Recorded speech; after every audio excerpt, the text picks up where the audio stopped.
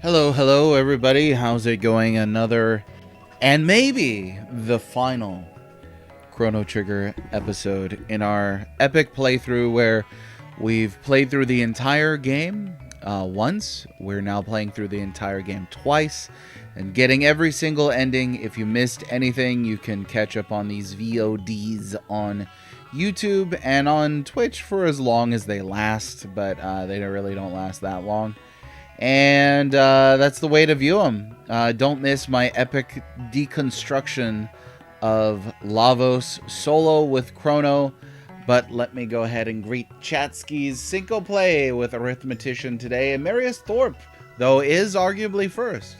Marius, how's it going? Marius Thorup, 12. Am I pronouncing this right? I want to make sure that I pronounce people's names correctly. Turbo, welcome. Time to hear the Ocean Palace theme and be happy. Oh, so good. It's so good. I really like the the bass piano in that song. It's so good. Oh, chills every time. This has been one of the most delightful streaming events that I've done from my perspective. I mean, maybe you're watching and you don't enjoy it because finger quotes classics or whatever. But for me, this was truly enjoyable. I really loved revisiting Chrono Trigger. It had been probably over 5 years since I'd played through the whole thing, which is frankly too long. It is too long. This game is short enough where you could do it. You could do it in 1 year. It's no Nintendo. I like my brain automatically. I didn't even see whose name was attached to that, but my brain automatically read that in Cinco Play's voice, and then I was like, "Oh yeah, that's a Cinco Play comment." All right. How's it going, my friends? Yeah, it's no Nintendo, the stream killer. Yeah, the real stream killer is me taking long breaks. I know you're supposed to be consistent with this streaming thing, but I have not been, and I apologize to me. I apologize to myself. Take that. Okay, this is kind of a cutoff point here, so we're going to save on the bottom. What lies beyond? We're about to find out. There's going to be another golem fight up here. But that's just Chrono Trigger. If I could change anything about Chrono Trigger, it would maybe be adding one more golem fight. Maybe. It might just be the thing to do. Okay, let's see. So we got a couple options here. Volt Bite is really cool, so that's what we're going to do. I guess I didn't even heal from the last boss fight. I mean, New Game Plus, you're really rushing through this thing. Not too much is going to pose a threat in New Game Plus, so really don't need to worry about that too much. We've just got 18 of those, plenty. Alright, let's try some separate attacks here. We'll do triple kick.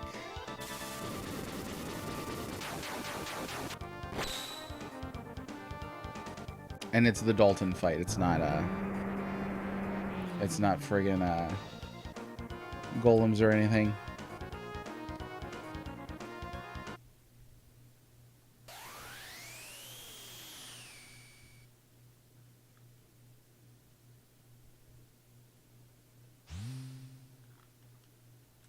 Here's a question as to what happens to Dalton. He commandeers the Epoch. Why was his goal not to get into the Black Omen? Presumably either to reunite with the Queen or to you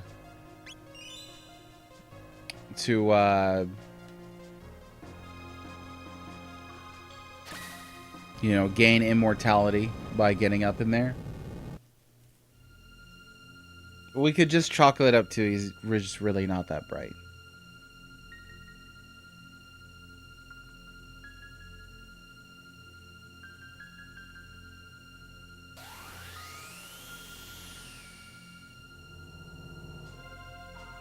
And we read all of this previously. We did all the voice acting, so we're not going to go through that twice. Sorry to those who may be expecting me to read this dialogue. On a normal playthrough, I would, but this is already our second playthrough. Now, I may be misremembering, but you got to hit these with the color of the element that they are, right? Something like that? Yeah, sure. Okay, that's what it is.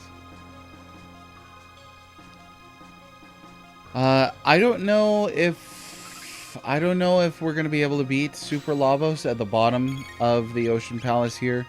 I think I'm not going to try to do so, because I think that triggers an ending, doesn't it? I know I've done it once before, but other than that, there's the pink new boss fight. Oh yeah, we gotta do all this snazzy stuff.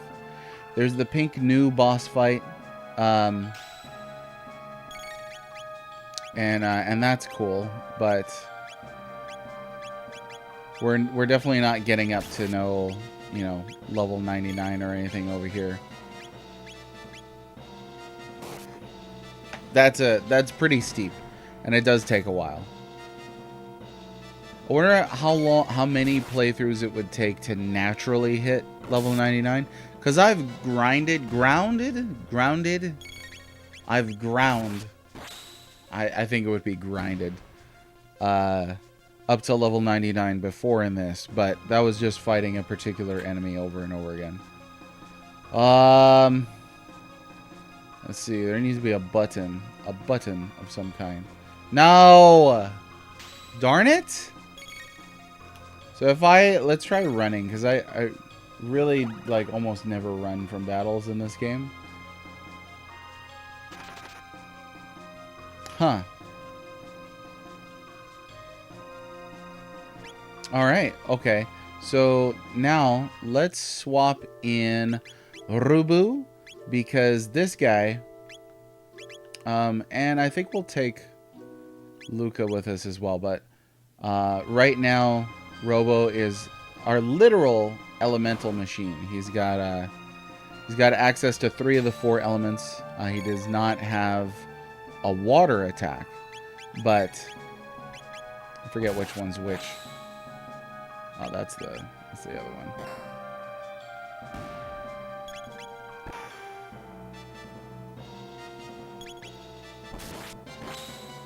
Yeah, he doesn't have a water attack, but he's got a shadow tech, a fire tech, and a lightning tech, which, I mean, that's excellent. I really have not heard too many people mention how useful that really is, especially once you start getting into enemies that have got specific elemental weaknesses and all that. We need one more, don't we? Let's see.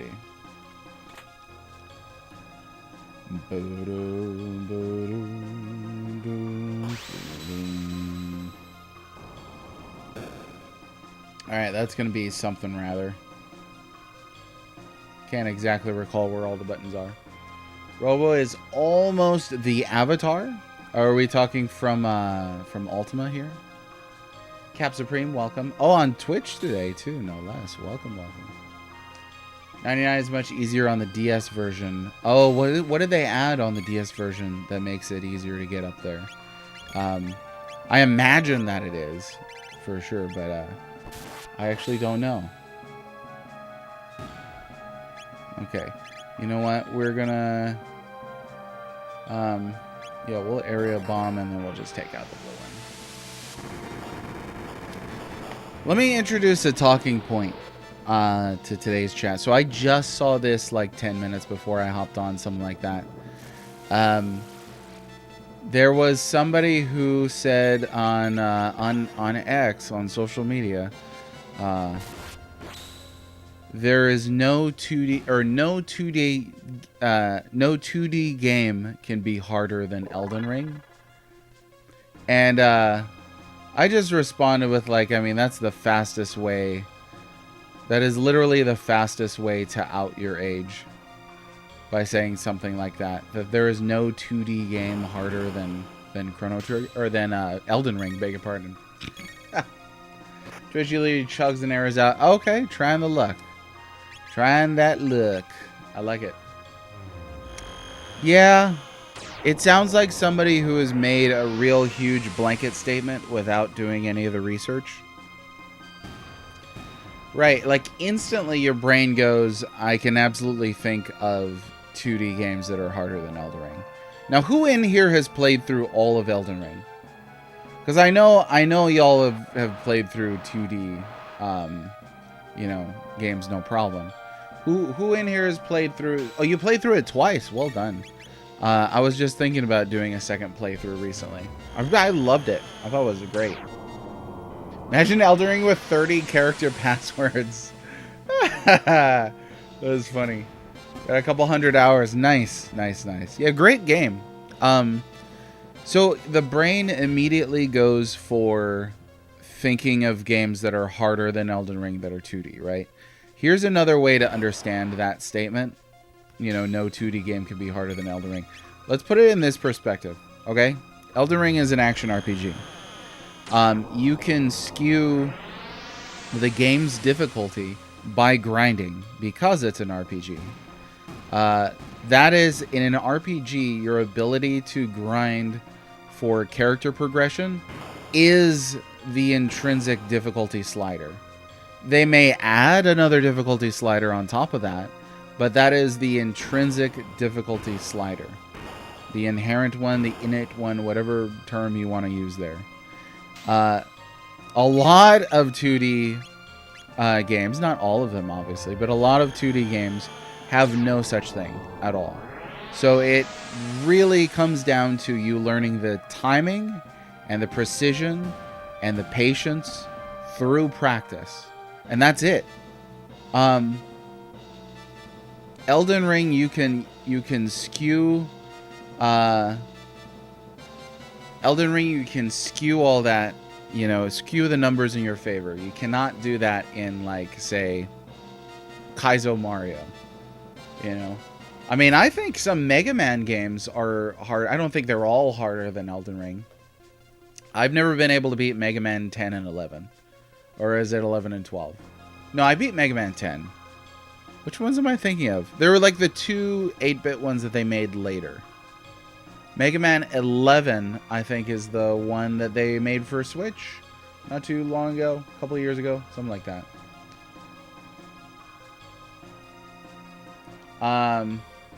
And then Elden Ring has some broken builds as well. Like when I played Elden Ring, I picked Magic, and fans were telling me I wasn't playing the game right, which is kind of revealing. I just beat Bloodborne. I think Bloodborne is harder than Elden Ring, but I can still think of games that are harder than Bloodborne. Okay. This is a curious phrase right here. The ancient red rock has been passed down through the ages. From a magic pendant and a knife were made. We embody Melchior's dreams sealed within the knife. Okay. This gives us the answer. Are Masa and Mune artificial? They are, in the sense that they stemmed from Melchior's dreams. And they're an embodiment of his imagination. And they were sealed within the knife. So they were already inside of the knife, though somehow running around, outside of the knife. Or maybe we can only see them because we're carrying the knife. I don't know. Now hurry if you plan to confront the queen. We're kind of... Okay. 9 and 10 are the 8-bit. 8, okay, that's right. So 11 is not a hard game. 11... Mega Man 11 has got a... Mega Man 11 has got that time manipulating feature. The gears, I can't remember exactly what they're called, but various obstacles in the game are built specifically around that, manipulating time. But it also can be used to make the game dramatically easier.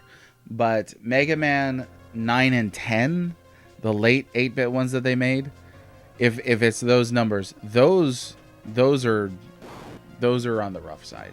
I have not beaten those.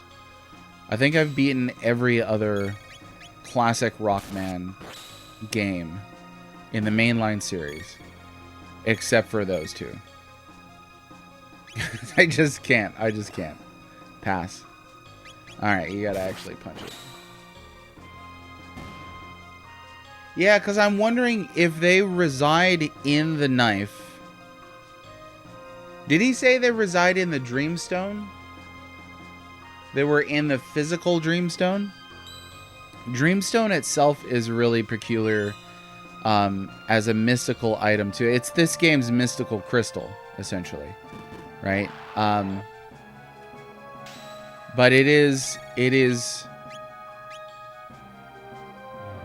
complicated further by Chrono Cross, because Chrono Cross raises more questions than it answers. I always get confused if Dreamstone was a natural material that was already intrinsically magic, but Lavos arrival sort of heightens or triggers that magic, or allows humans to tap into it, something like that. I would recommend you play through Mega Man 11. I thought it was a nice game.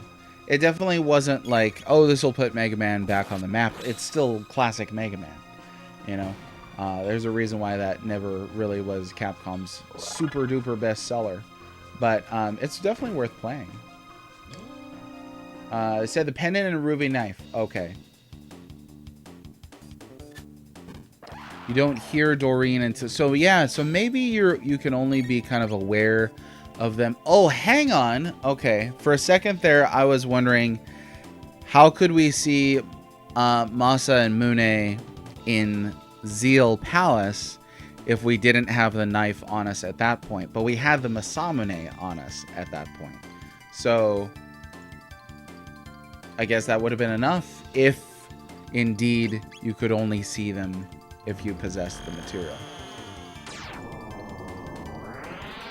Wait, but they couldn't have been in the pendant too. They can't be in multiple, because there's more than one item made of the Dreamstone material in this game, because the Mammon machine itself is made of Dreamstone. I gotta read a wiki or something. I need to read me a wiki.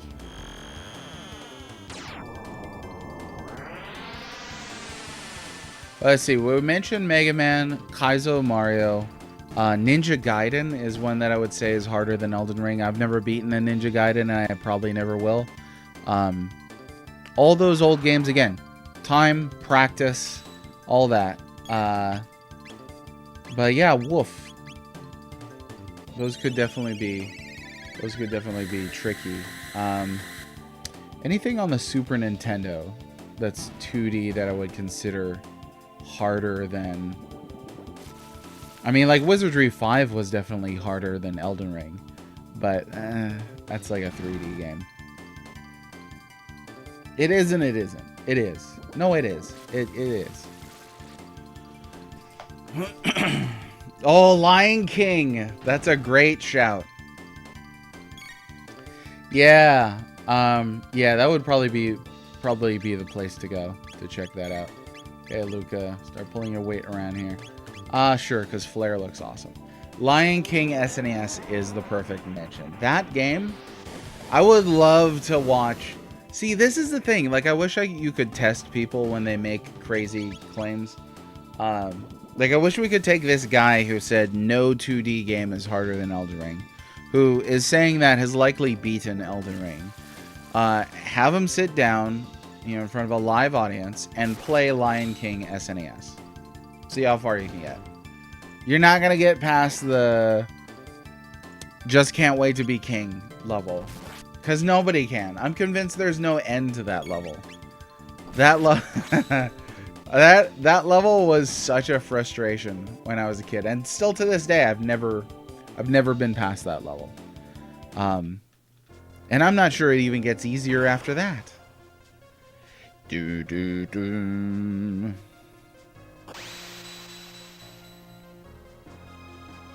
Okay. I thought it was going to open up, but I forgot you got to go to the side here.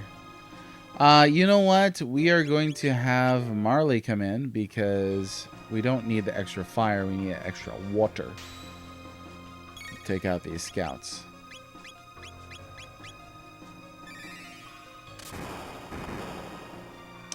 The challenge of Souls-like is a very specific kind of Souls-like. I think I agree. What what would you... Well, how would you describe that specifically?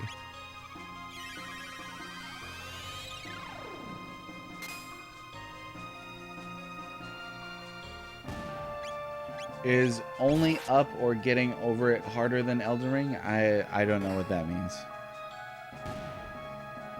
Unfortunately. Sorry. Oh yeah, get that level up.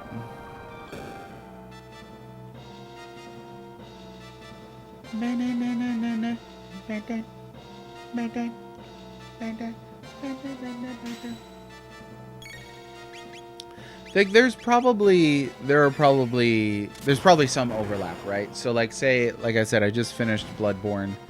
There's timing involved in Bloodborne just at a really broad scale, right? Like parrying requires timing in Bloodborne. There's timing in 2D games. You know, you're running, you make your jump at just the right moment. Especially if you're playing like an auto-scroller. So I think looking at it from a macro perspective, there's definitely overlap.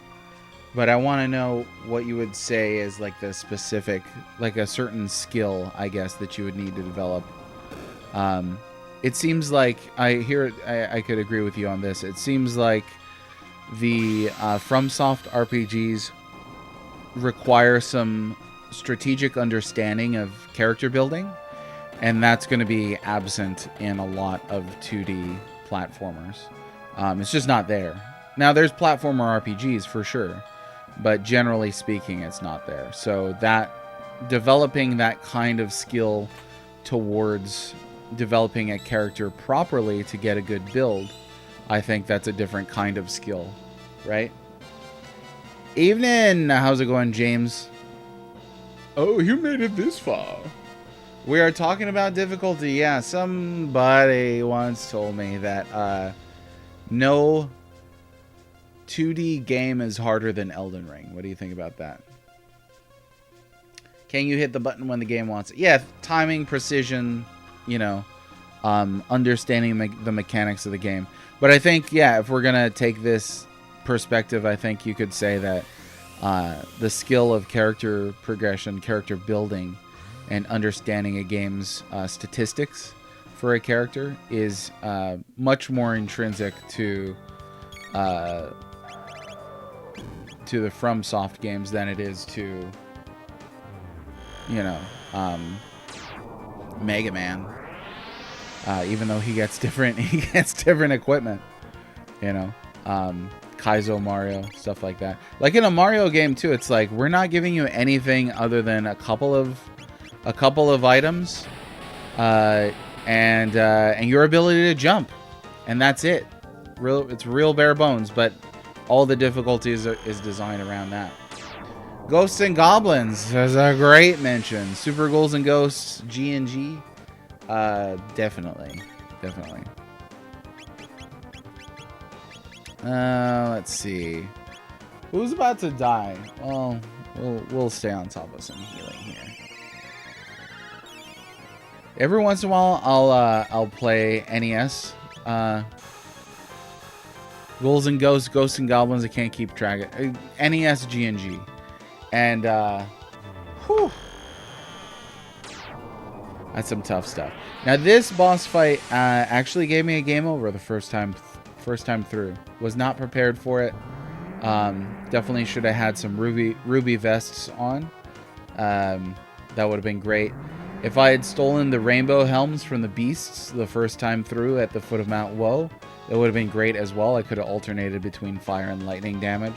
But obviously they're no contest here on the second time through. They beat the Golem Twins? Trepsky, how's it going? We're talking about 2D games versus Elden Ring, yeah. I think, and this was in the context in which this comment appeared. It was in regards to Silksong. Now, I don't think Silksong is really that difficult. I haven't beaten it yet. But it definitely fits, you know, the kind of difficult platforming that I think the indie scene can furnish. But it's certainly not the hardest. It doesn't strike me as the hardest 2D platformer or anything like that. It does have some tough boss fights that I've had to try multiple times. Last night I was playing, and I got to, this is not spoilers, it's just a name, a Widow boss fight, and that was pretty rough.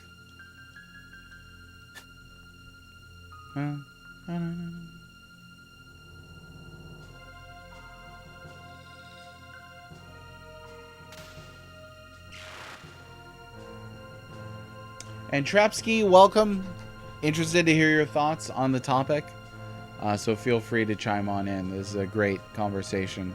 We love talking about big topics here. I love my macro topics, so bring it on.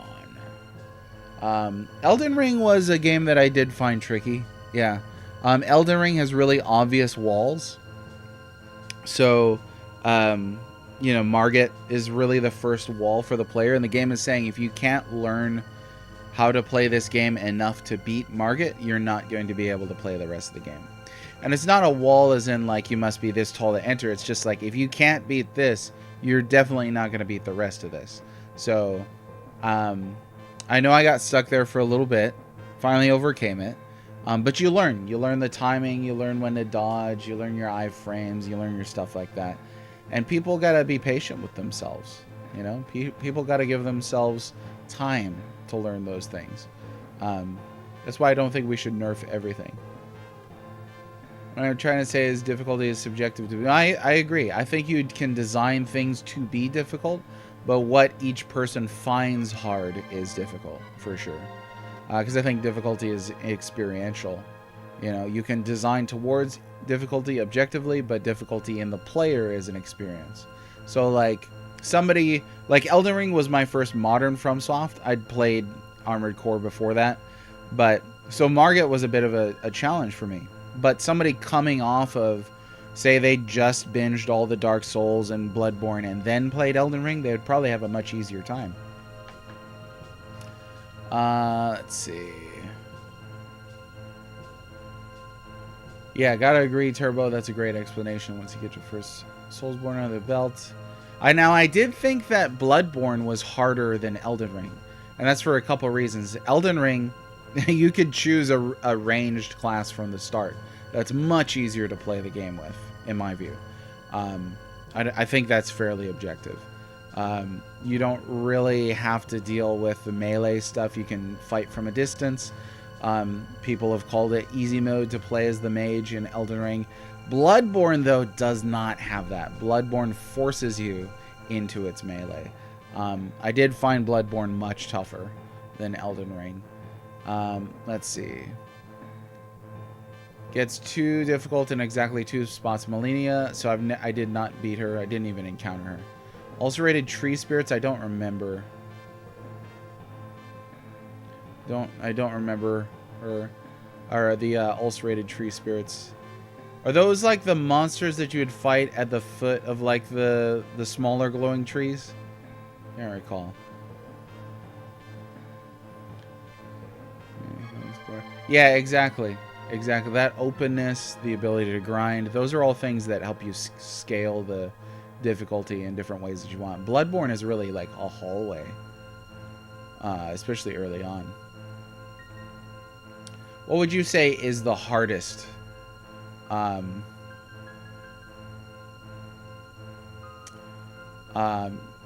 Ring is the first FromSoft game I actually played. Is definitely challenging. Yeah, I would call that a challenging game. No question. I think especially if it's your first FromSoft. And even too, we were talking about different kinds of difficulty, and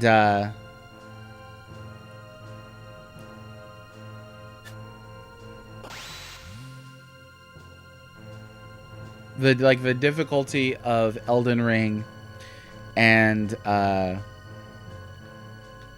just Bloodborne, but like Armored Core is pretty different. I mean, Armored Core is absolutely about these really granular builds and having to balance different metrics out. It's super technical because it's a mech action game, right?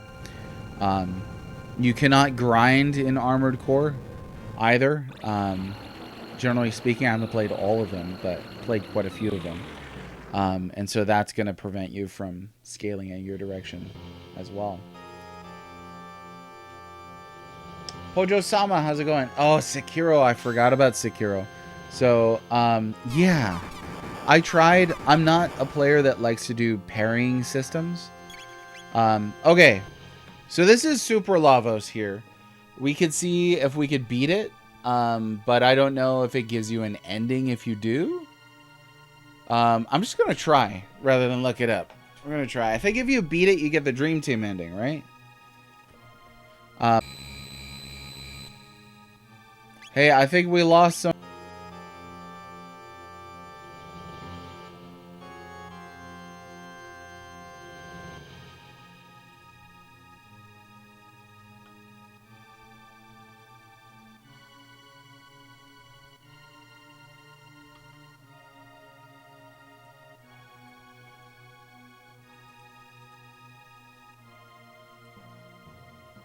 Hey, it still says unstable.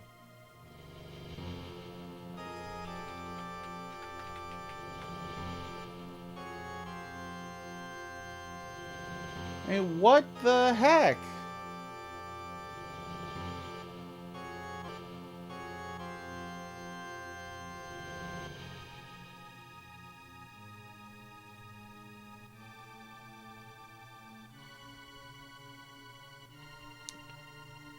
Okay. I don't know what the heck is going on here. It's freaking irritating. It was doing this last Friday. Now it's saying Restream isn't even connected. YouTube is down.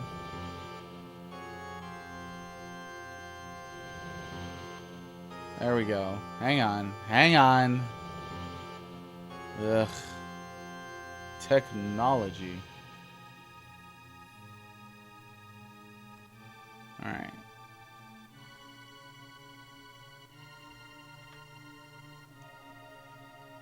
I don't even know, you guys. I don't even know. Twitch has been angry today. Okay, it does seem stable for the moment. It's I don't think it's Twitch though, because I'm getting an unstable notification here.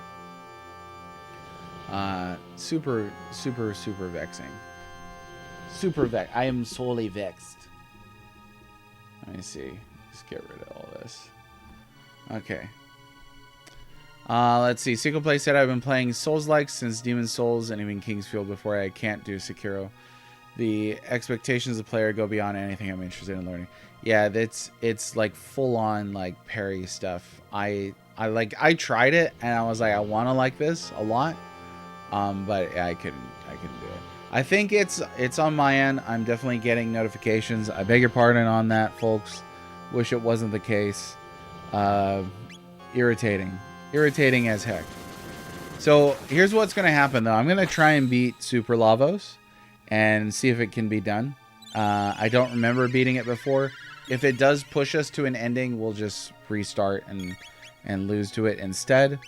But for now, we're gonna make the attempt.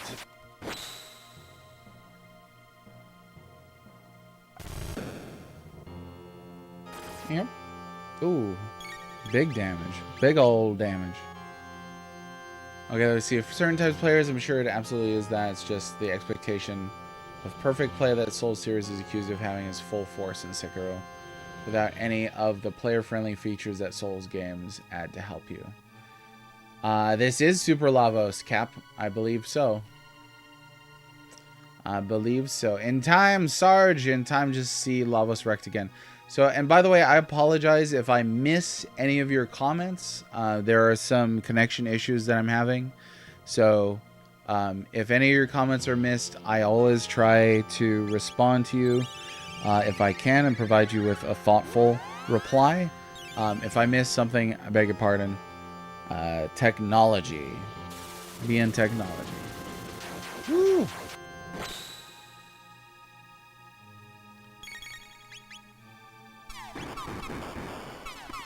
Most of the Soul games are pretty lenient to someone who wants them to be. Yeah, I think if you take the time um, to learn the systems and stuff like that, it's definitely can be done. It is not impossible stuff. I might just let Marley lie there, honestly. Yeah, and I think video games are almost all entirely get good. They ask you to learn their rules, and if you don't, you can't play. That's a basic part of games. I think we've just kind of made it more about FromSoft because of cultural outcries and things like that. And don't get me wrong, I am all for accessibility options. I'm not necessarily for making every single game have a baby mode, for lack of a better term. If a person wants to create the game that they want to create, that's the game that they should create.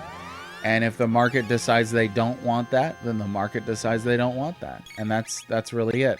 But there is clearly a significant market out there for hard games, like no question.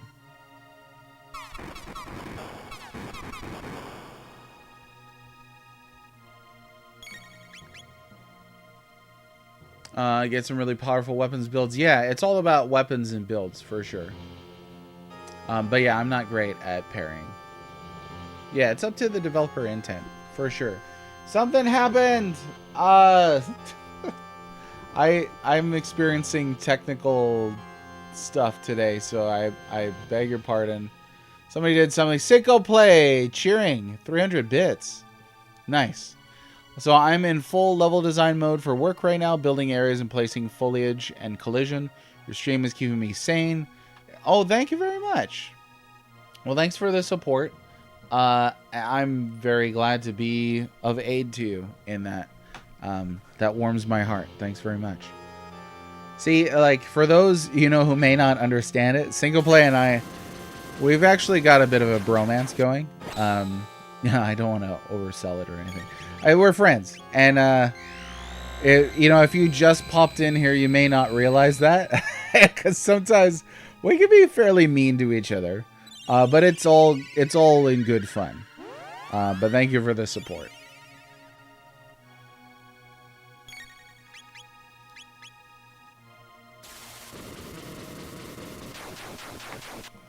I also think the mystique of FromSoft games is their approach to storytelling. I find Elden Ring. I played the Demon Souls remake. I haven't yet played a Dark Souls. And Bloodborne, I found that they had really interesting stories, and the way that they're told enhances their mystery. Secret Guardian Force. I'm happy to share rub shoulders rather with I could have used the Frenzy Band on this, darn it. Happy to rub shoulders with the likes of Shiva and all that, and Odin, Ifrit. But just make sure to keep tapping that button. That's all, because that's how you increase my strength powers.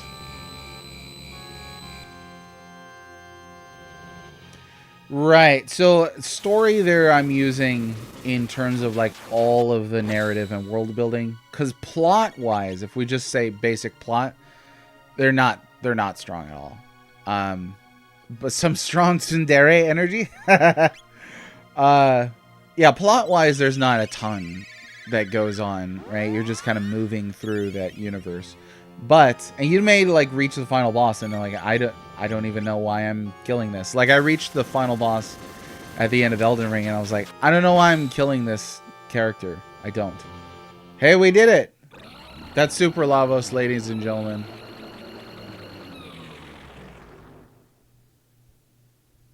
We were successful, but this couldn't have done him in. We must invade the interior and attack its core. Oh, okay. So yeah, so this is full on an ending. You could beat the game right now. Instead, I should really let Lavos kill us because I should. So is the rest of him inside? Inside his guts? Yeah, I can't save here now. Inside his guts, is it all Super Lavos too? Or is it just the outer shell? Actually, I have no idea. Like, literally no idea.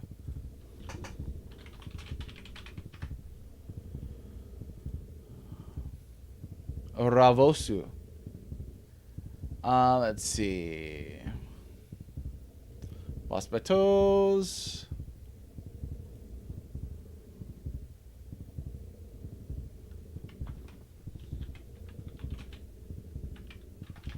So-called Super Lavos. It's not even on the...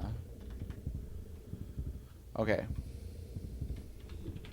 What happens if you beat Lavos in the Ocean Palace?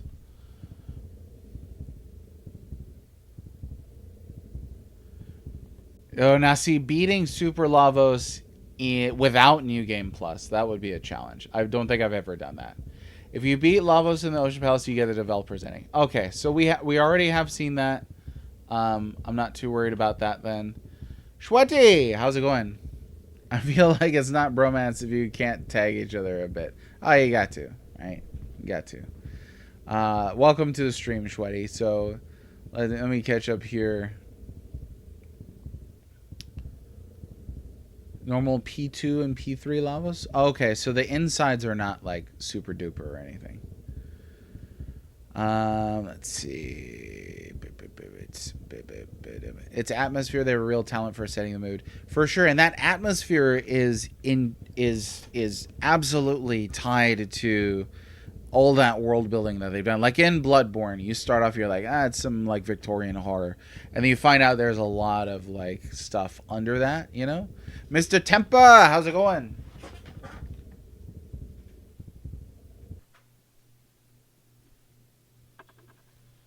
Reset there. So we did beat Super Lavos. I'm doing great. That's going to be my goal next time I play through this game, is beat Super Lavos without New Game Plus. It's absolutely going to be spamming Mega Elixirs and crap and barriers and such. You just got to survive that first wave, which here we know you can if you're in the 50s. You probably could survive it with some souped up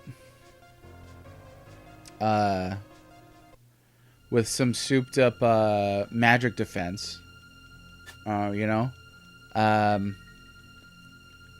and then so like there's wall ring, that's definitely would come in handy, because I imagine that fire attack is a magic thing.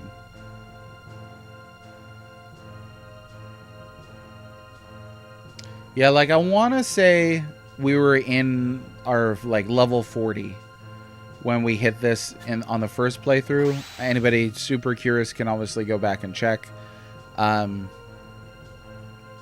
But then I finished the game at level 50. Yeah, because Chrono was level 50 when I soloed Lavos.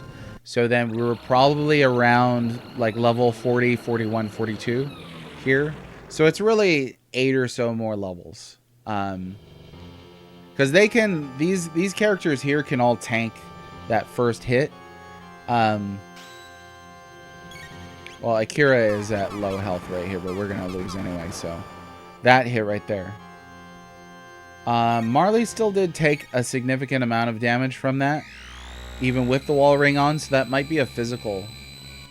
If you could figure out if that's physical or not, if it's magical damage, then you could definitely work that out for sure and try to guard against it.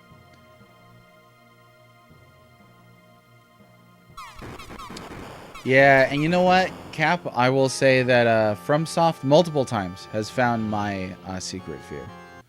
They have. I won't reveal what it is because there's some trolls present, but yeah, they found it.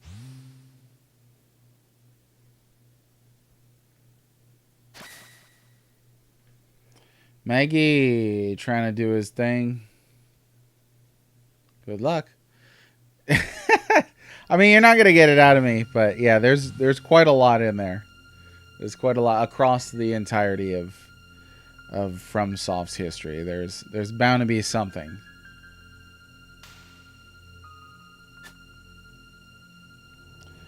Question is, who wouldn't be frightened of lobsters? You know, have you seen a lobster? Like one time, I tried to have a staring contest with a lobster in an aquarium. Lobster won. Those things are monsters. They're terrifying. I had my face right up against the glass. Oof. I would like to think that the lobster was as terrified of me as I was of it, but no, that's probably not the case. Okay, Chrono. Joke's on the lobster. He's dinner. Yeah, yeah. He has no way to eat me. He just doesn't. But I could very easily eat him. I actually don't even like lobster. I enjoy shrimp and crab. I really don't like oysters.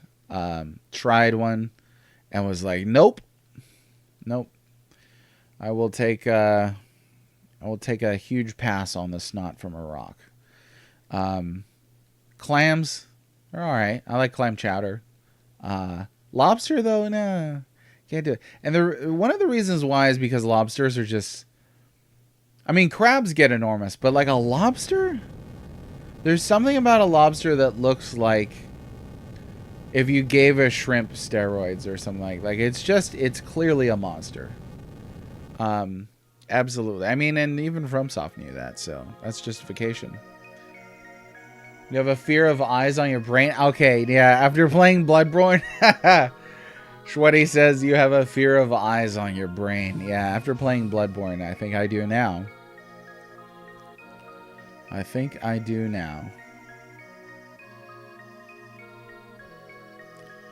Okay, now, I got a question for you folks. Okay, we were just sent away. Now, do you think that the gurus arrive and attempt to stop the machine before or after here Chrono is killed? I think that they arrived before Chrono is killed and were sent away through time with Janus being sent away. Because that's the only way that Magus could remember. Oh, no, that doesn't have anything to do with it. But I don't think it could be afterward, because it looks like immediately afterward, after Chrono is killed, then there's this huge cataclysm. Chrono dies. Spoilers! Is shellfish a big part of Hawaiian food? It is. So, Hawaiian food, thanks for asking this question. Gives me a chance to talk about the culture that I so love. Hawaiian food is really broad, right? There's traditional Hawaiian food, which people will call Hawaiian food. There's what's known as local food, which people will call Hawaiian food. That's really kind of a hybrid of multiple cuisines. Local food is kind of like if you took Chinese, Korean, Hawaiian, and mixed them all together, and you get some really good stuff. Chicken katsu. If you've ever had chicken katsu, that's some good stuff, let me tell you. In Hawaii, they serve it with a white rice and mac salad. Ugh. Spam musubi. Whew. Oh, man. I mean, lomi lomi salmon, though. The stuff like lau lau, lomi lomi salmon, those things are more traditional Hawaiian food. But there is a shellfish that lies firmly in the traditional Hawaiian food. It's called an opihi. There's a whole song about a guy who goes out picking opihi. And it's a limpet, but it looks like a little pointy hat with a round brim. And the ancient ones used to eat them. You can still eat them today. It tastes like a salty gummy bear with sand in it, so it's not at all pleasant.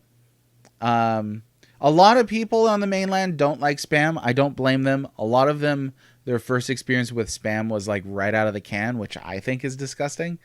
You gotta fry Spam. If you fry it, it's just like a breakfast ham. Slice it, into these slices. Fry it till it's nice and crisp on either side. Eat that with some white rice and an egg. You will not be disappointed. It is so good. Okay, but the question here was, it's gonna come up here in this bit of dialogue.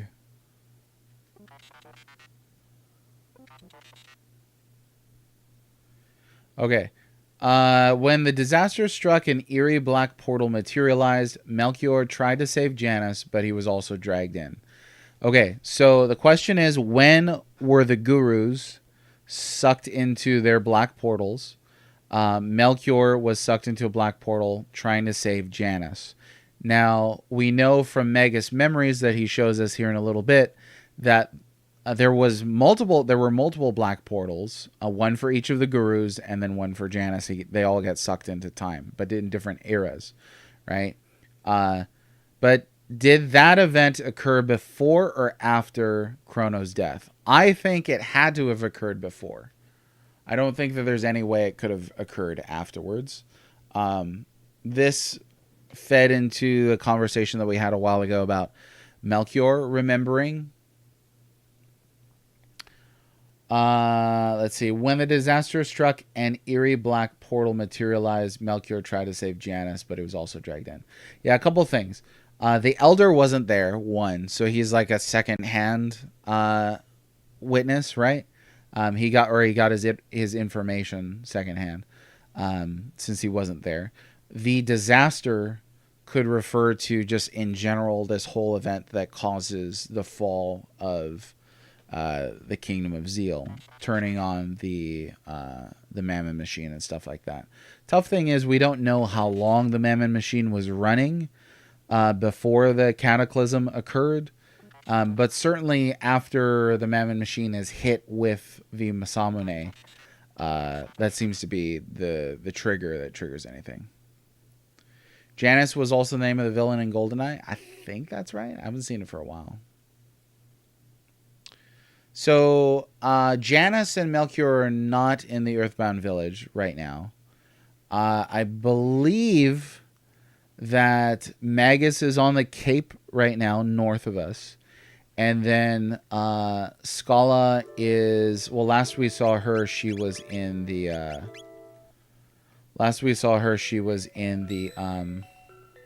Oh, I cannot think of it. The Ocean Palace. Does she pop up here? Let's see.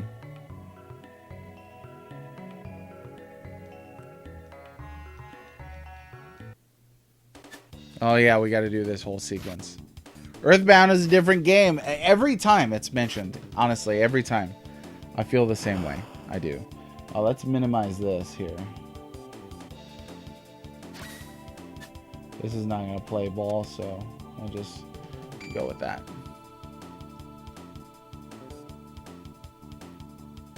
The black portals appeared there to keep the timeline on track because originally they were in the Ocean Palace. Well, I hadn't thought of that. That it's like the time paradox prevention measure.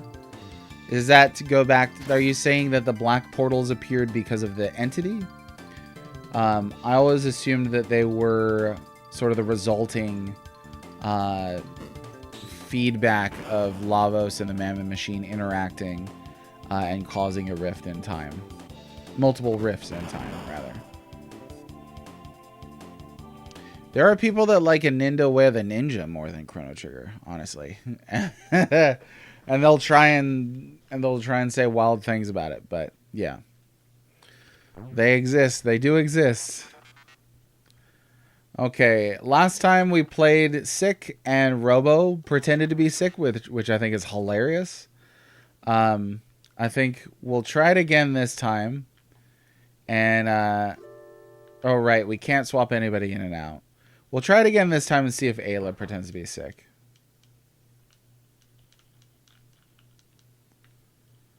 But I can't remember how to trigger it.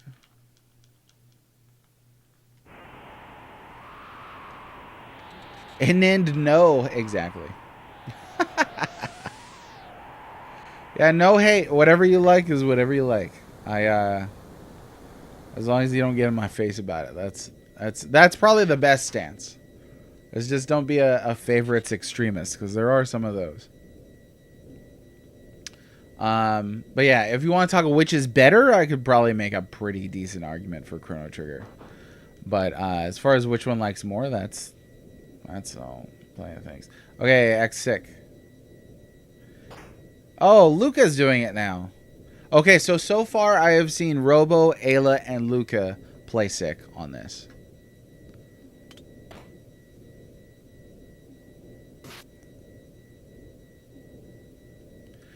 Ayla playing sick. Oh, me ate too much or something like that. I don't know exactly what she says.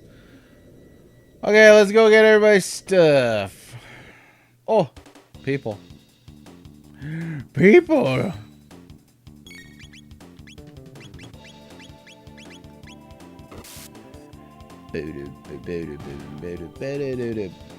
Does Chrono Trigger have a multiplayer function like the one that nobody used in FF6? I don't believe so. No. Nope.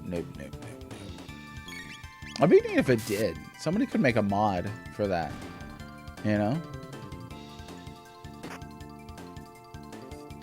Earthbound's problem was absolutely marketing, yeah. I mean, there's other things going against Earthbound. Like, even now, it's still hard to recommend Earthbound to some people who really care about graphics. Some people can't get past it's analogous to stick figures, practically. But you don't play Earthbound for the graphics. There's a lot of subtlety to the beauty of Earthbound. But this game stinks. There are some really, really poor marketing campaigns in gaming yesteryear. There really were.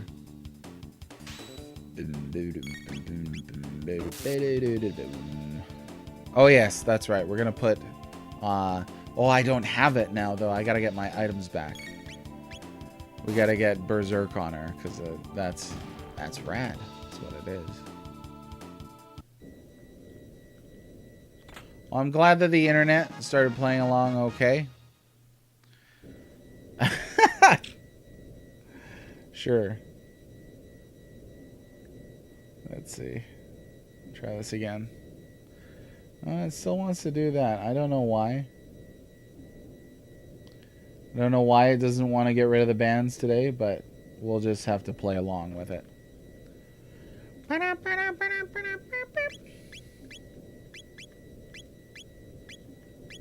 Yeah, I mean, if you were to ask me, like, I don't think that beg your pardon, I don't think that Earthbound's graphics are bad, finger quotes, but I don't think the game is as beautiful in many ways as a lot of RPGs on the system. I also think that, you know, I've still met people actually who are like, I don't like Earthbound because it takes place in a modern setting. Heck, I've met people who think an RPG is any game with a sword in it, for crying out loud. So you got like a kid with a baseball bat and they just write it off. Absolutely. And that's why, like, it is definitely an art style. I think if you were to put like Ness's sprite next to Chrono's sprite, I think that Chrono's sprite would have like a better argument for a higher art quality. But it's also clearly not the result of anybody being inept in the design of Earthbound. It's clearly an intentional design choice. I used to use the FF6 second player function so I could control Savin and do the Street Fighter inputs while Baron played his save file in the game. Nice. You're the only one? No, just kidding. I've used that a couple times before. It's not a system that I've used all the time or anything. Yeah, definitely more detailed. I don't know if you believe in beauty like actually existing or not, and us being able to observe it. But there are theories of beauty out there. You would have to formulate something like that in a gaming context. if you're at all curious about the difference between something truly being beautiful and us observing it versus us only being able to make subjective statements, I highly recommend that you read the book The Abolition of Man by C.S. Lewis. Beauty exists, but as with all art, it's subjective. See, I can't get behind that, though. I think the second you say all art is subjective, that opens up, say, us having to accept Gen AI. You know? And I know a lot of people would rather not, but I think postmodernism giving us art being subjective has prevented us from having any real defense against generative AI. I also think if you're going to say art is subjective, then you're putting on a qualitative equal standing. You know, say the Sistine Chapel and somebody putting their belly button lint up for display in a museum.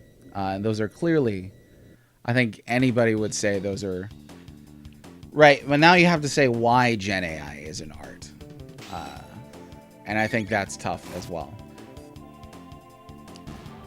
I don't see an argument as to why AI can't create true art. So, like, if you can come up with a watertight argument as to why Gen AI is not art, that would be really interesting.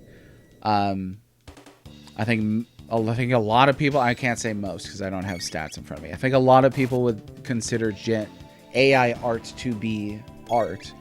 But if that's the case, then you have no defense against it if you're anti-AI art and also want to say that all art is subjective. But even just taking human art, again, like there's a museum in California where they put an unhewn boulder. An unhewn boulder. So like nothing was done to it. They put it on display and it's an art exhibit.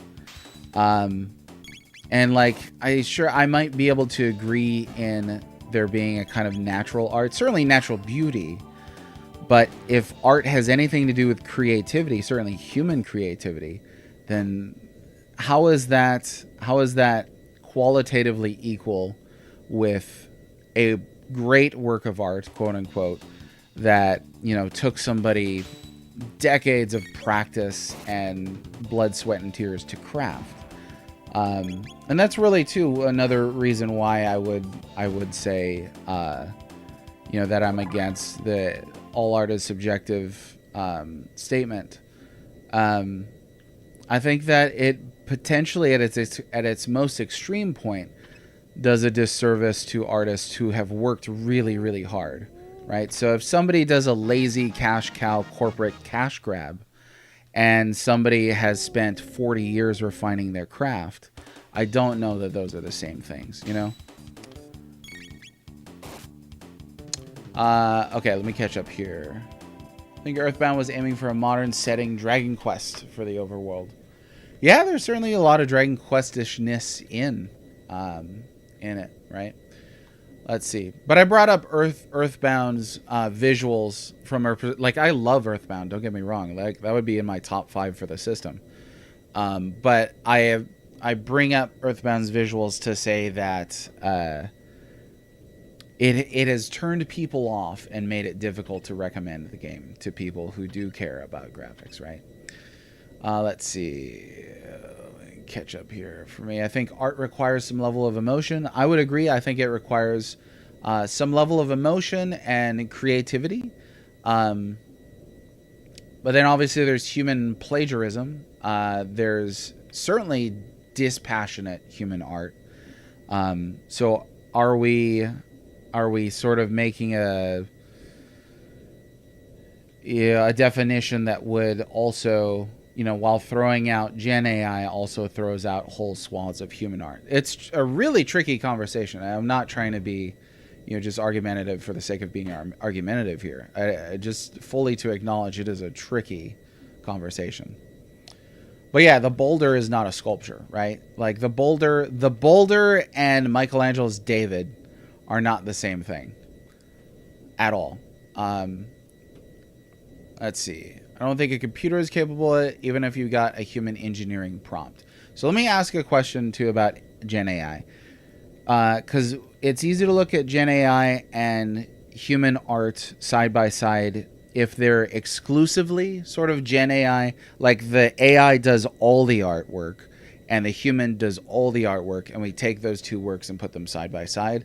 But there's also a third category, and that is the human creating most of the art and then using Gen AI to, say, touch up details, increase detail amount, do upscaling, cut something out that they didn't like, and essentially using Gen AI as a tool. And so I wonder where you would put that on kind of the spectrum. Does any use of Gen AI prevent, a human work from being considered art, or is it enough that it has a human element in it? Because then that might work both ways, right? Like if you generated an image using AI, but then went back and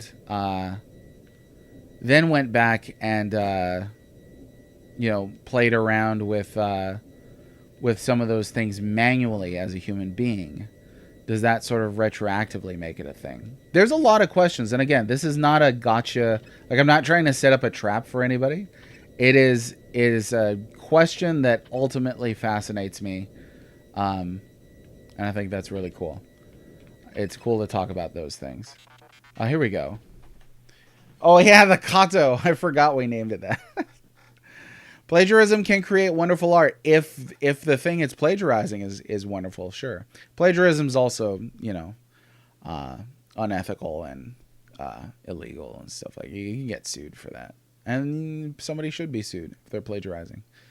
Okay, let me say. I don't want to get into this. Gen AI can be pretty or interesting or whatever. It's made through plagiarism with no creativity. For sure. And like I said, I would love to stress, this is not an argument. This is talking through a high topic, a macro topic, which is what I love doing on this streaming platform. So I welcome you to share your thoughts. I have a friend who hates how Earthbound looks. Yeah.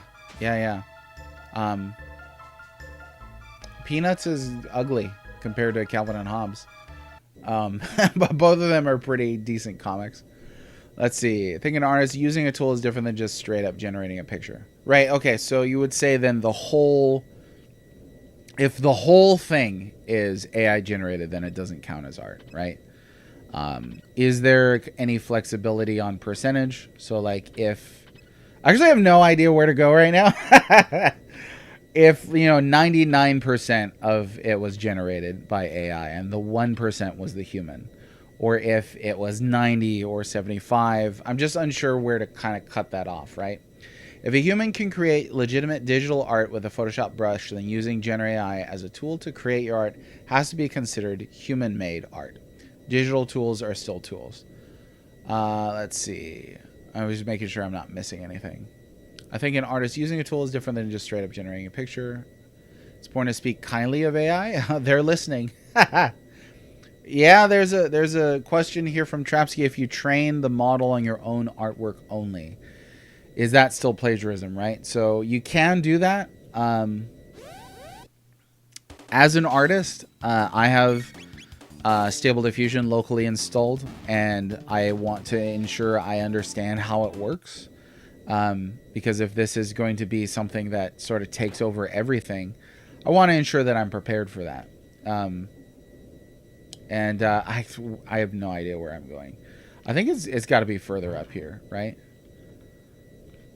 I think there's like a room with a moose. There's a room with like a door in the back. Is it going to be one of these? Let's see.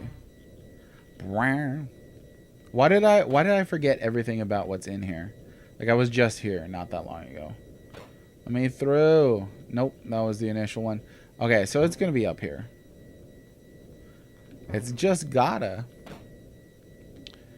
Let's see. It's okay. Now the ethics of using current Gen AI due to how they source their data is a totally different thing. You can create art with a stolen pencil, but you still stole the pencil. I agree with that.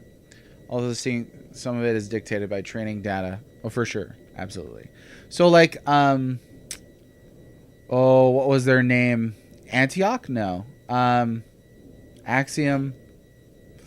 Can't remember their name, but it was somebody that was that had been allowed to train on copyrighted books, legally allowed, and they were destroying some books in order to keep doing that. Where the heck do I go? Does anybody know? Like, I'm so lost right now.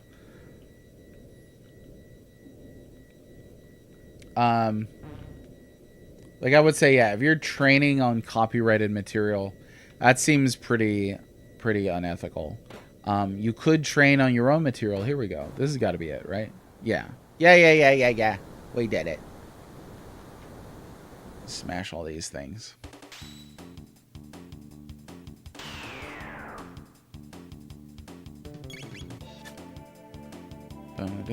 Okay, let me see. So Temper says, think if I ask AI to create a beautiful sunset in the style of oil painting, the AI could create a beautiful piece of art.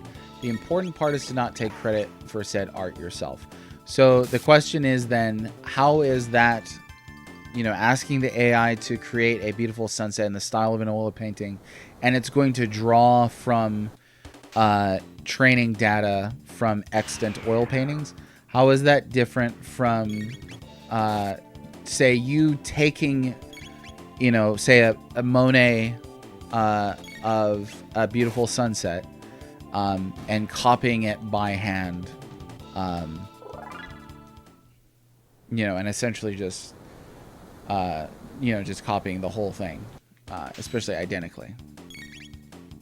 Maybe AI should be classified as virtual art. Would that be a category that you would also include other things in? Oh, I forgot these are things.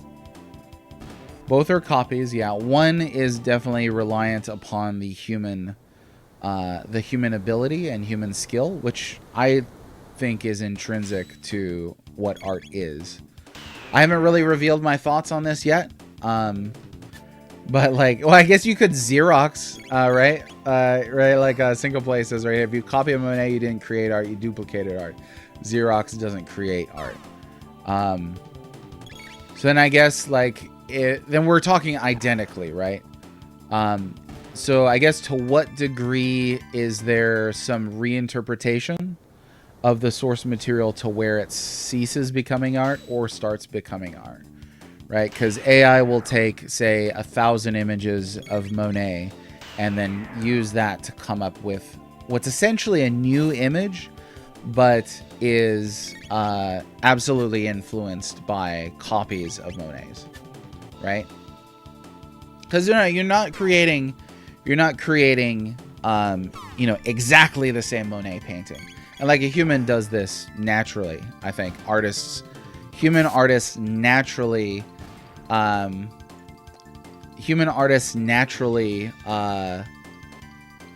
inspired by artists before them. In a way, though, Gen AI is sort of a composite copy. Exactly what I was thinking of.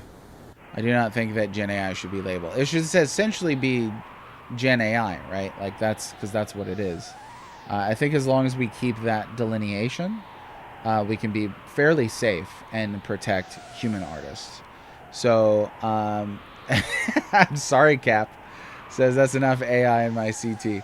So, let me draw this to a close. I don't want to irritate anybody. My perspective is there's a lot of objectivity in art. There's a lot of subjectivity in art. I think that every artist is working on refining and practicing their craft, whether they're intentionally or consciously doing that or not. Every time you practice your craft, you are practicing. You're making improvements, whether you're aware of that or not. Your muscle memory, your sources of inspiration, your thoughts get refined, all that. I think that human level of learning is fundamentally different from the way that Gen AI learns.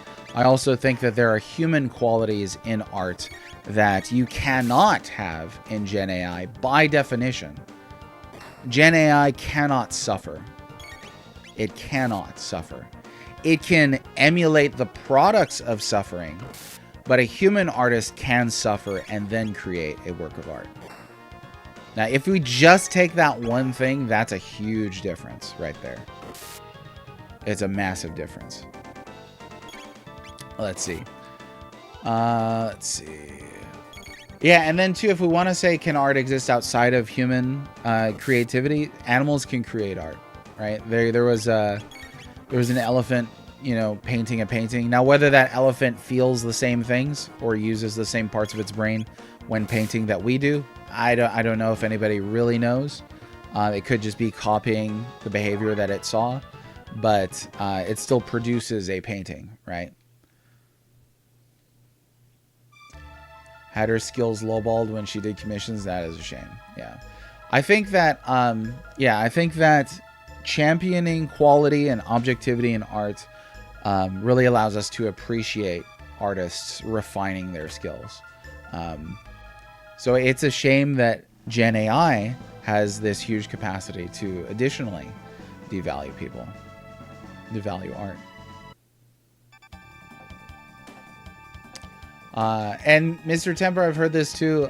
Yeah, I think the best art exists outside of galleries and out of the view of human snootery. I think this goes way back to Dadaists in the early 1900s and the anti-art movement, you know, sort of taking art out of museums and putting it into the hands of people.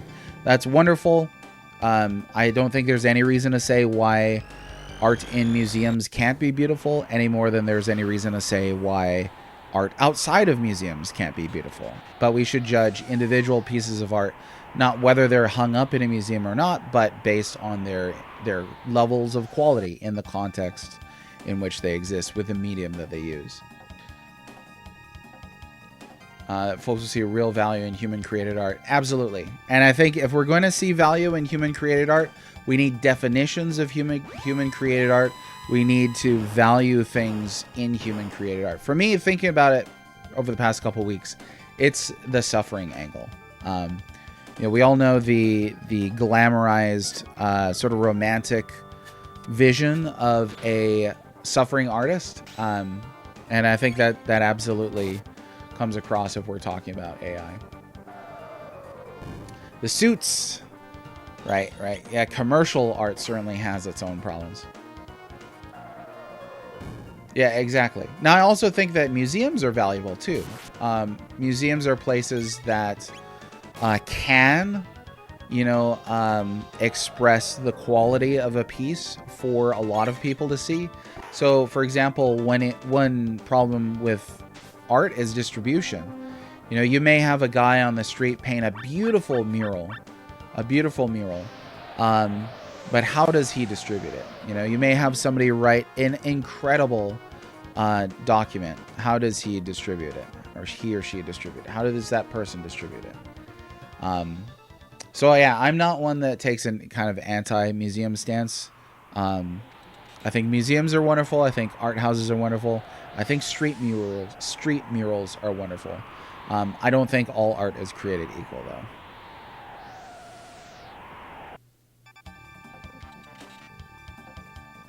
Yeah, enjoy art created by highly skilled humans, more generally speaking. And we should acknowledge that, honestly. There's no reason for me to... You know what's come up a couple times in this stream series? Is the Chrono Trigger musical on YouTube. If you've never watched the Chrono Trigger musical, you should check it out. It's longish. I could not finish it myself. Not all the art in the Chrono Trigger musical is created equal. There's quite a bit of art in there that I would not say represents the finest that artist could furnish at whatever point in time that they created it. They can certainly continue to improve on their works. I don't think that that's a snobby thing to say. I think it's a realistic thing to say that you know, artists work on refining their craft and they get better over time. You may have people start with kind of a natural talent further along the road than others, whereas others have to work harder, but there's nothing essentially unfair about that. We're all individuals anyway, right? Like nobody in this chat has exactly the same talents. We've all got different talents, and we've all got different levels of talents. And then on top of that, we've all got different skills, and we've all got different levels of skill that we have worked on over time through practice, refinement, blah, blah, blah. And the same things, there's no reason why the same thing can't be true of artists. If someone had split personalities, are they an individual? What kind of question is that? Mr. Temper, ladies and gentlemen. Mr. Temper. Okay, so we got the epoch. We did not get a whole lot of things. Yeah, get out of the way. We did not get a whole lot of endings on this stream, but we did have to make it through a pretty hefty dungeon. So now, though, yeah, no. Well, now what do we need to do? We need to...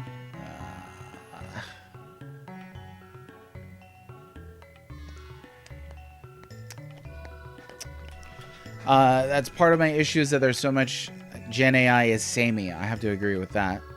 There's little personality. Now, I think samey and little personality can also absolutely describe human art. Like just look on X or Blue Sky, and putz around in like the anime furries section. It all looks extremely the same and little personality.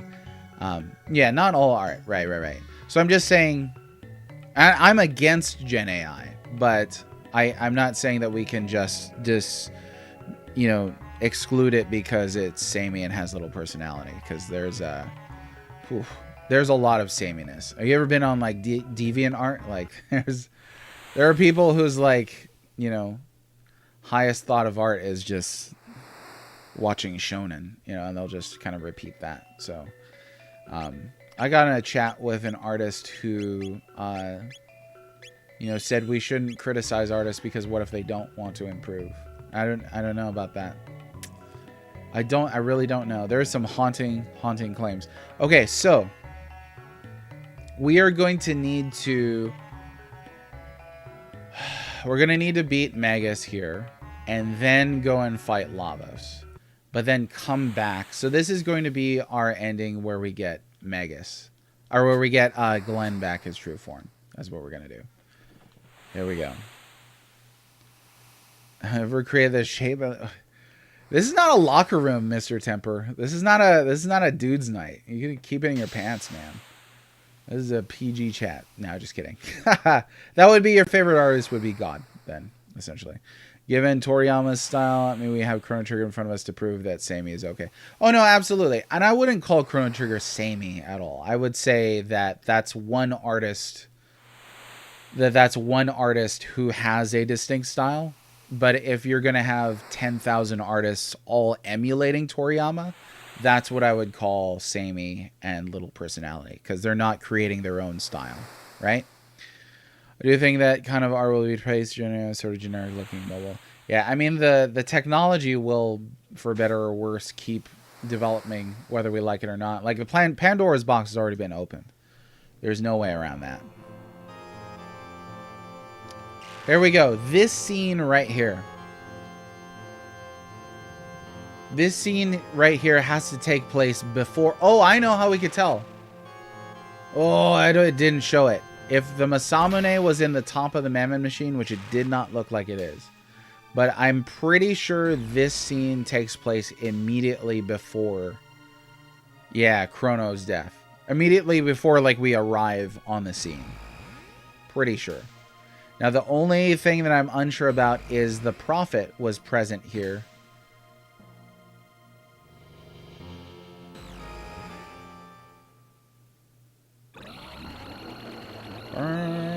I have to agree with you, Sarge. I don't know if those practical limits will ever not be overcome, though. Because, again, the technology marches on, Oh, traveling to 12,000 BC changed this scene? Then how do they still end up in the places in which they end up in time?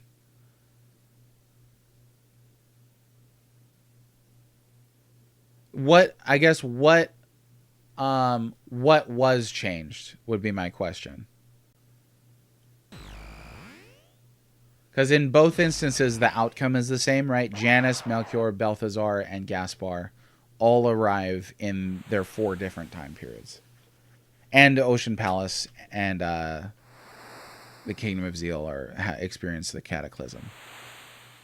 Hiroshi Motomiya's anime style? I actually not familiar with that. I usually say I did my time with anime. Sorry. Okay, who's ready for a Magus battle? I sure am. Just like that poor fool, Chrono.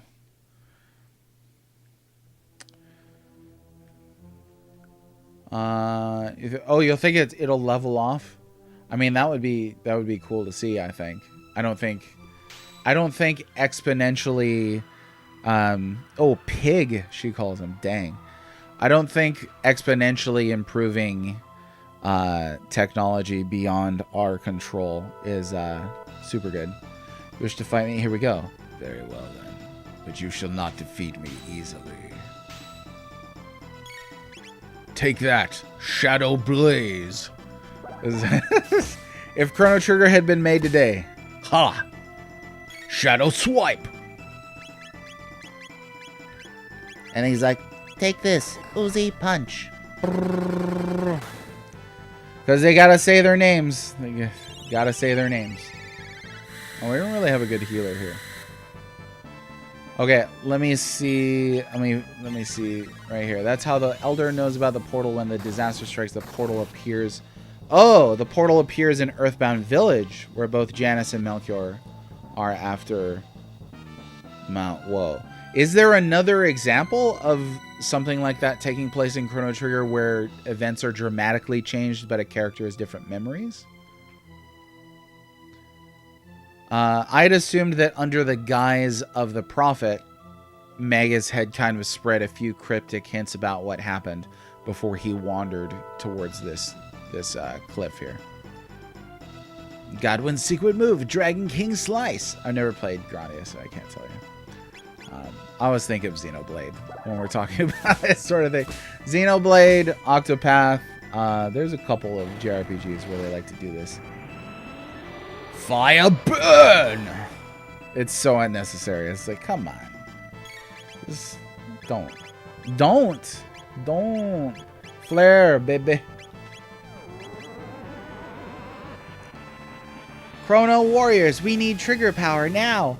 Oh yeah, imagine if the remake this, with the full voice acting and stuff like that, and then Luca is like, come on, let's cast the triple tech. Oof. Defeat me, and you will break the curse on Hero. If you want to bring Akira back, find Gaspar, the Guru of Time. Where does he go? Is he dead? He looks pretty dead-ish. Okay, you got the amulet. Sad music. You know why? Because Magus is a tragic character. That's why. You gotta raise your kids right. Okay, let's go beat Lavos.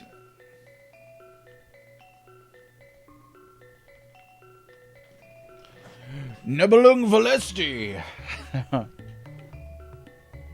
Yeah, it's cheesy stuff. That's what it is. It's cheesy. Okay, let me make sure we get over him. Okay, so we are going to do the reunion thing here. Okay, this is while he's...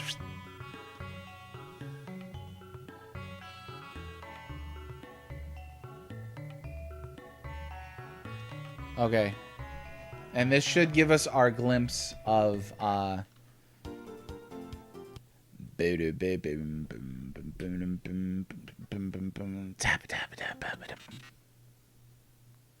okay, if you crash the epoch now for this ending, then we won't see Frog in human form. Now, this answers my question earlier. Why didn't Dalton head straight for the Black Omen? It was not revealed just yet. Oh, it looks so cool. Look at that.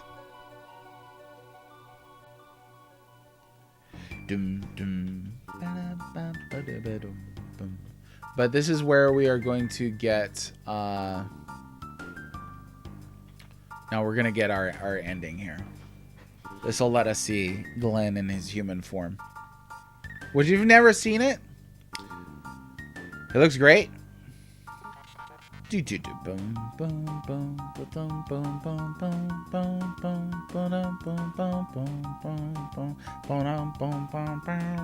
a bop. I think the Black Omen song is one of the best tracks on this game. No. Fool of a took, throw yourself in next time, risk stupidity. Okay, here we go. How about we take Froggy Poo with us? No one that young is fair to leave the mortal coil. Oh yeah, get out of here, Luca. Nobody likes you. Okay, here we go. And then we will reset to before. We'll reset to before the fight with Magus. You like this track best? Oh, Turbo, I'm sorry. She loves you too. Luca is your favorite because she is an amazing alpha nerd who invented the gate key. Yep, exactly. So Temper, you like the frog theme? It's good. It's good. It's real good. Let's bring this up a little bit. It's kind of dark looking.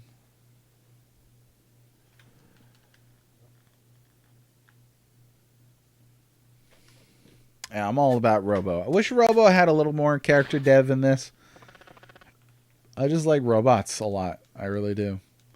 Here we go. Lavos smells stronger. Ooh, what does Lavos smell like? There's a great question. I think he probably smells like a mixture of brimstone and tuna helper. Because, I mean, look at this. Inside here, this is probably all like squid guts and stuff like that. Probably smells awful. The chill track that plays when you go back to the time next is... Oh, yeah, the end of time. Yeah. Yeah, brimstone and tuna helper. Ugh.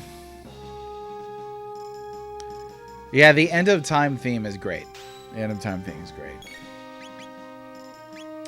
All right.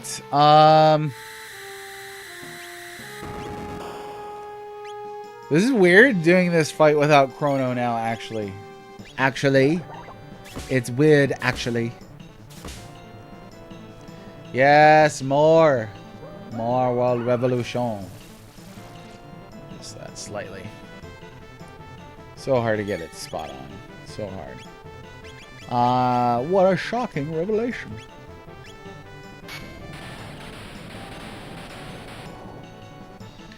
I just am now learning kind of like a downside to Ayla right here. That like she's really good for physical combat. Obviously, she doesn't have elements, but she doesn't really have a good attack that hits everybody.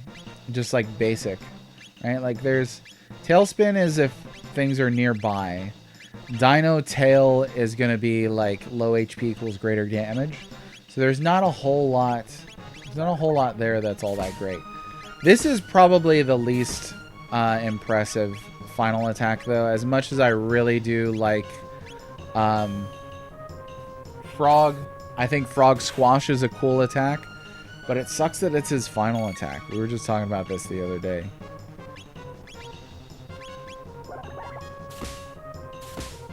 Ayla, a one-hit wonder. Haha. Yeah, oh, very apparent style. Yeah. He had one of the great recognizable styles for sure. Whether you liked it or not, you could absolutely tell when it was a. Let's try Dino Tail. Why not? Oh, is it toast? No. Oh yeah, you can't do it in here because there's no dinosaurs allowed in here. Don't be silly.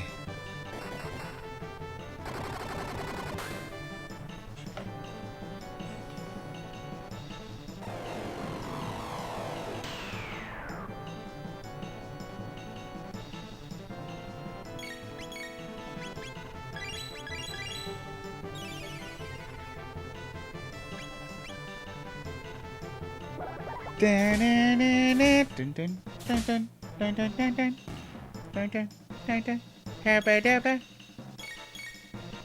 do we have for a triple? Oh, they don't have a triple together. Huh. It must be one of the rock triples. No, Ayla! Come back to the light. Come back. Ooh, you know what? I don't think I ever equipped anything other than the Masamune on this. So, whoops.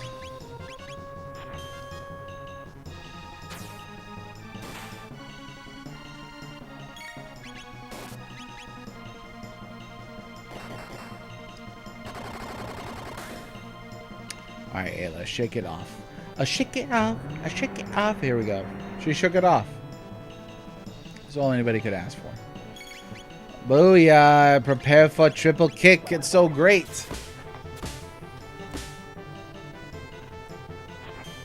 So here's what I would have done. I would have eliminated Frog's Cure 2. I think he's a mediocre healer. I think that Robo's a worse healer, but Robo is more like a Swiss Army knife. I would get rid of Glenn's Cure 2, and I would move Frog Squash up 1, and then I give him like a water sword attack. I think that would have been really neat. Oh, is it the Silver Rock for these? What's the name of the tech that triggers? I don't recall.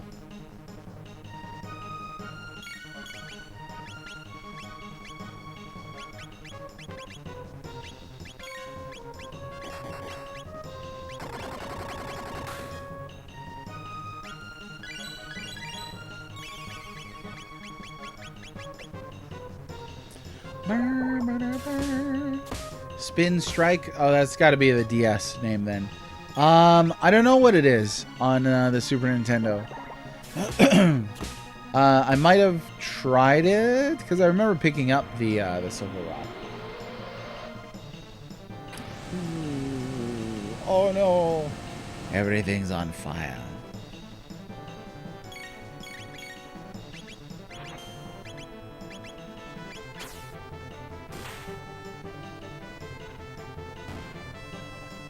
Here we go. Time for the big boy. Yeah, changing gear in fights, that would be helpful, right? That would be helpful.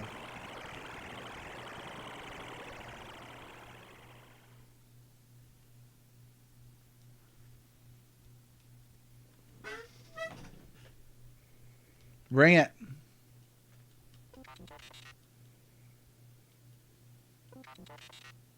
I think by now, too, we've seen every unique piece of dialogue from all the different characters.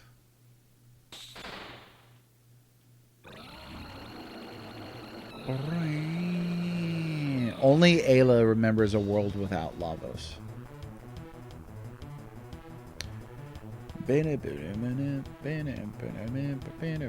Okay, we're going to take out the one on the left first.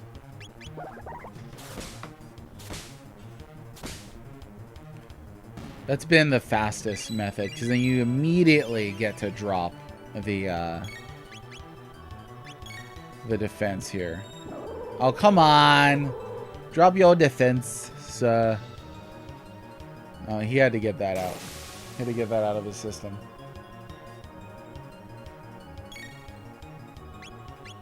Drop it. There we go. And then we can start to kind of whittle away at both of them with some AoEs.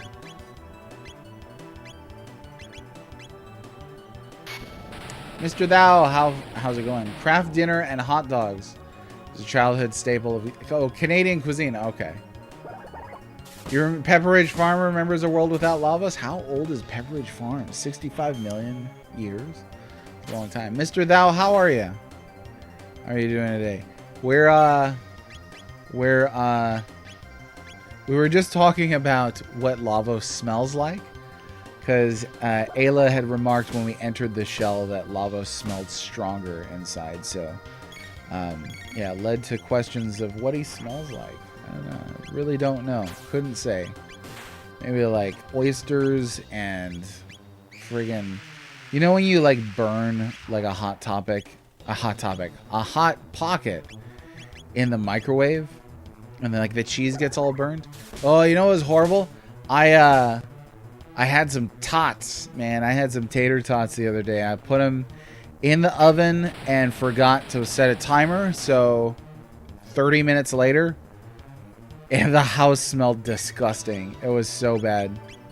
Throw open all the windows, light some candles, rub the cat on everything. It was bad. It was really bad. Would not recommend burning tater tots in your oven. But maybe that's what lava smells like, with something organic mixed in there, like jellyfish.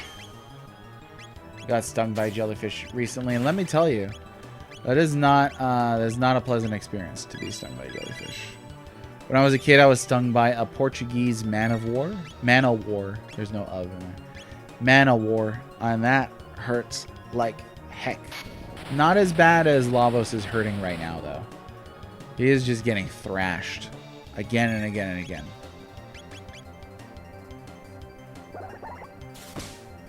Bam, bam.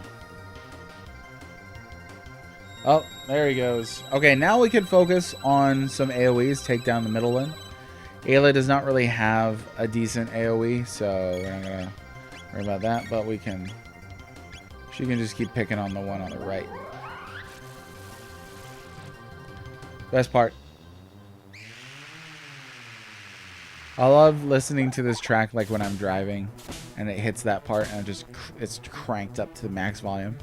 And my wife is like, "What are you listening to?" It's Chrono Trigger, baby. You like Chrono Trigger. Who couldn't like Chrono Trigger? Actually, I have met some people who hate Chrono Trigger. I have. Not just like played it and didn't enjoy it, or played it and stopped playing at some point. I have met a handful of people who have stopped playing Chrono Trigger, usually around when you reach the future for the first time. And like, it was whatever. Like, there's no accounting for people's moods or taste or what state of mind they were in or where they play, whatever. But to actively hate Chrono Trigger, like, you know, because it's a quote-unquote classic, it prevents people from liking modern games like Silksong. I mean, it's all part of the same heritage, single play. It's all part of the same beautiful art history. And that's what I gotta tell you about that. Let's go. Sweet. Okay. I'm trying to remember what reasons people gave me for hating Chrono Trigger. One guy was trying to tell me that it was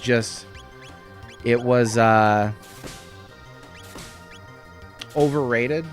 I guess that's a reason to hate something, is too many people like this thing, so therefore I'll hate it. That seems like a great, stable, you know, perfectly reasonable thing to experience, I guess. He's done. That's it. Easy peasy.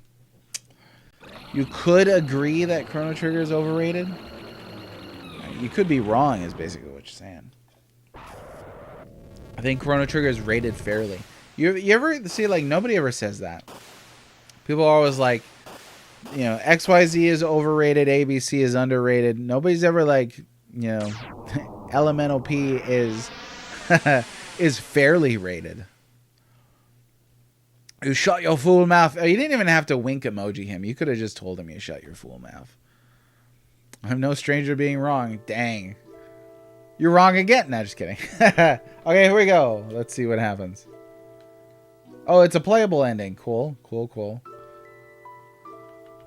Okay, can't use those.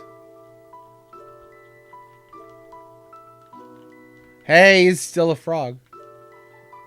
Lavos is gone, so the gate will shut. Return now, you'll be lost in time.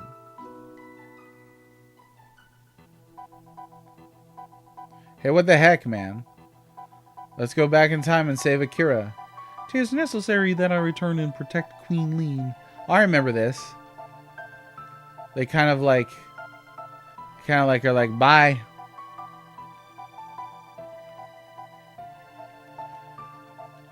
Okay. Don't you care?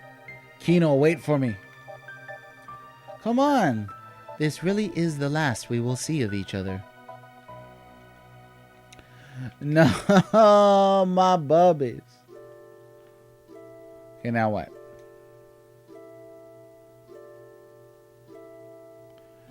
Aoki, go home now. Good luck, all. Yeah, I remember this. Fairly well. Goodbye, everyone. You're all so heartless. It's a fate we can't. It's a fate we can't escape. Someday we will all pass away, Mitsu. Wow. Hey there. Why do they call him Elder? Have they all left? I forgot to give them this. Oh well. Oh wow. That was an ending where they just point at you. They're like, you don't care. You could have rescued him, but you don't care. Come on, it's the last night of the fair. Princess Nadia is finally home. At last, Garia is back to normal. It's a moonlight parade. Oh, Luca's mom not being able to walk again. Darn it. Okay, let's see. I feel that way about FF7, but I don't say I hate it. Yeah, hate is right. The only thing I resent about 7, like I don't resent 7 for being as popular as it is. I understand why 7 is as popular as it is. What I resent about 7 is really a resentment towards Square for just spamming 7 constantly forever. There are so many great games that they could remake or remaster or port or like revisit with sequels, and instead it's just an endless cavalcade of 7 content. Some of it seemingly pretty darn unnecessary. Trigger is excellent, but that best game of all time stuff I often hear I can't agree with. Oh, you can be wrong. That's fine. Would you say that about 6? Or I don't know if you believe in any existence of a best game of all time. Previously on this stream, though, I have said that I think there are multiple goats in different contexts.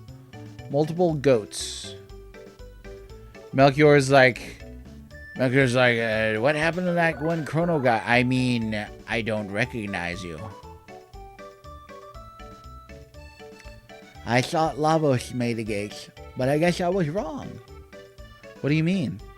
I think a greater force wanted us to experience those events.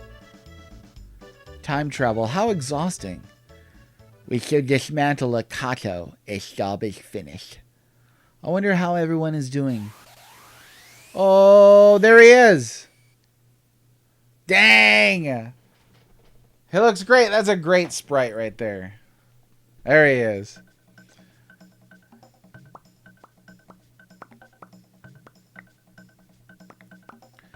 Give me time egg. Calm down. Rushing won't bring him back. Okay, understand. Now hurry, give. Hey, he is escaping. Whoa, why? Why is he running?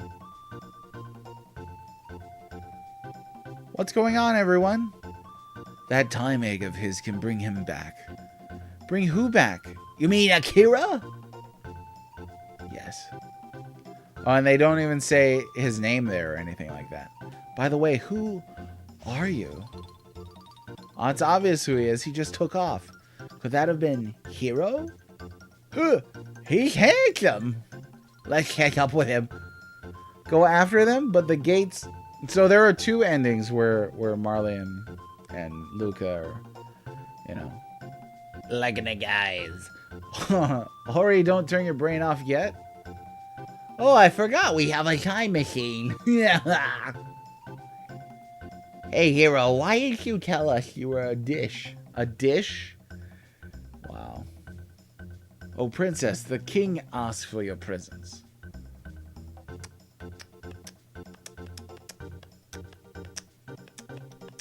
You think CT is an 8 out of 10?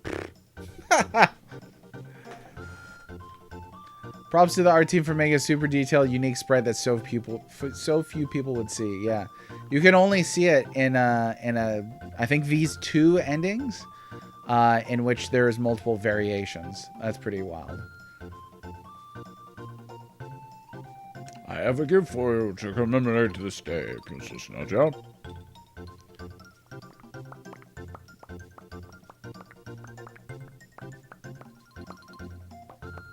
This is Nadia's bell. It will ring out across the land. Think CT is a 10 out of 10. Oh, and then 3 important words for its time.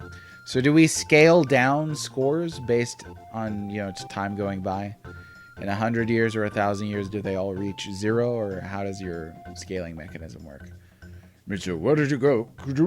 Could someone please lend me a hand? Daddy, I hate to say this, but I can't sit around doing nothing. We could help him down from the bell.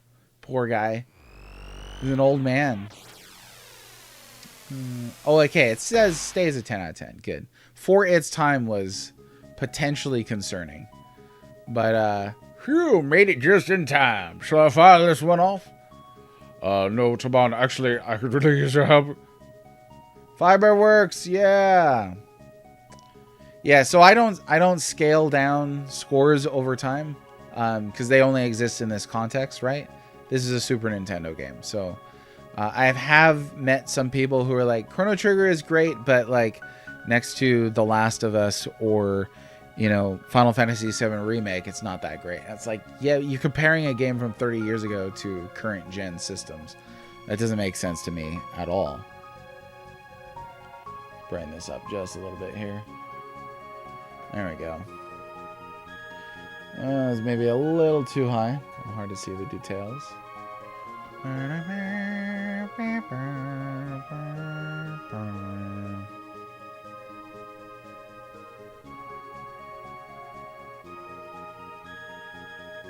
So anyway, the point being, you judge a piece of art by the time in which it was created. And you investigate its quality based on the tools and metrics within that time context. Too Far Away Times is wonderful. It is a track that needs more love. I agree. It's just like the number of endings in this. I mean, and given some of the endings were pretty flat. It was just basically like a credit sequence with some sprites moving around. Ah, look at that. Look at that.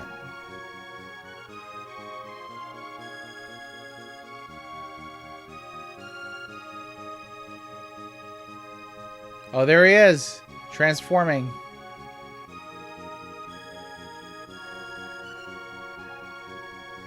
This is a great variation of the ending, honestly. Like, even if this was the only ending at the end of the, rather than the big full beating the Black Omen and all that stuff. Even if this was the only ending, I would still be satisfied with that. I would. Like, I'm glad that they give you a chance to res Chrono, but don't get me wrong, but this is a great ending. It really is. I think, given the time, probably going to have to get the next one tomorrow. So tomorrow will definitely be our final time playing Chrono Trigger. This one was called Reunion, I believe. And then this part of the song is just gorgeous. Let me see. Yeah, this one's called Reunion, and then Beyond Time is the last one we're going to get. That's after reviving Chrono. We will probably have Megas on our team for that one, rather than not having him. Unless you guys want to see Glenn again. But this next one is the cats. Run into the thing. Oh, look at this. We get Marley patiently waiting beside the tree. See, so it is supposed to be Marley. I remember we played through it a couple different times. I think only Luca and Marley can hug Chrono. Why Ayla cannot hug Chrono, I don't know, but she definitely doesn't have the same background as Marley and Luca do with him. So there's that. But that'll be Manana.